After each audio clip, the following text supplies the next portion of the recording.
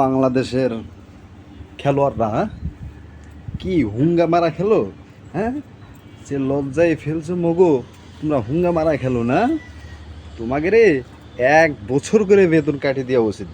হ্যাঁ, তোমরা বিদেশে খেলবার যাও, তোমরা বইয়ের সনফা অর্ডার কিনবার। হ্যাঁ, যে টেকা পামু বেতন উঠাইয়া আমরা সনফা অর্ডার কিনবো না? হুম, তাই তোমাকে হুগা মারা উচিত, বুঝছো?